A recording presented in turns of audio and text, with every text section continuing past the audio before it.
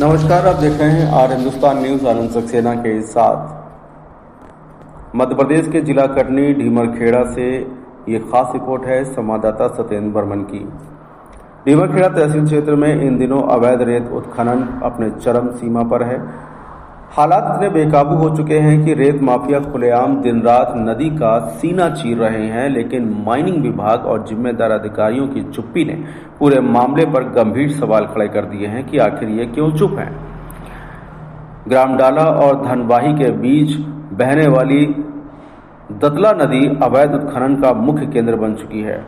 यहाँ रेत तस्कर दिन दहाड़े वाहनों के साथ नदी में उतरकर धड़ल्ले से रेत निकाल रहे हैं। लगातार हो रहे उत्खनन से नदी का स्वरूप बिगड़ता जा रहा है और पर्यावरण को भारी नुकसान पहुंच रहा है। स्थानीय ग्रामीणों में इस पूरे मामले को लेकर भारी आक्रोश है, लेकिन वे करें भी तो क्या करें। ग्राम निवासी विजय सिंह ध्रुवे ने बताया कि कई बार संबंधित विभागों से शिकायत की जा चुकी है, लेकिन अब तक कोई ठोस कार्रवाई नहीं हुई है।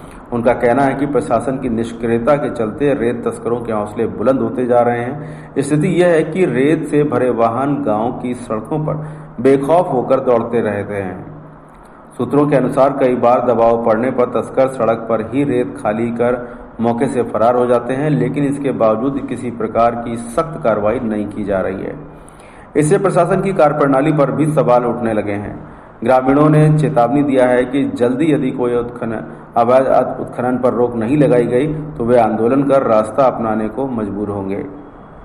फिलहाल आप सुरक्षित रहिए, जुड़े रहिए आर हिंदुस्तान से। नमस्कार। विजय सिंह दौरवी। कहाँ खड़े हैं अभी अपन अभी खड़े हैं डाला धनवाई के बीच नदी में। ये दतला नदी है, ये बड़ी नदी है। ये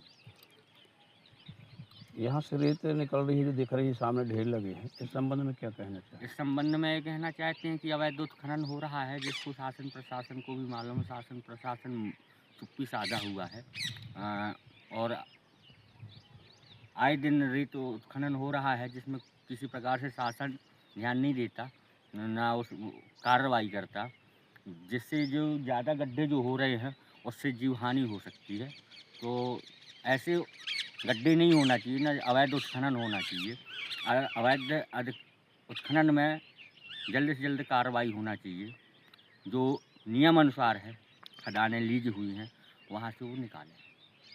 ये लीज पॉइंट नहीं? ये लीज पॉइंट नहीं।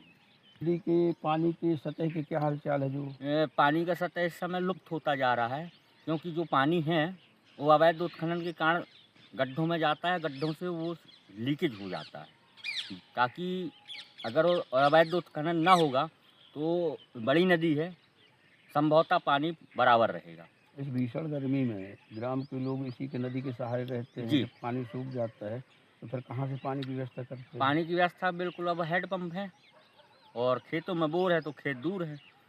मुख्य स्रोत जो है पानी का नदी ही है।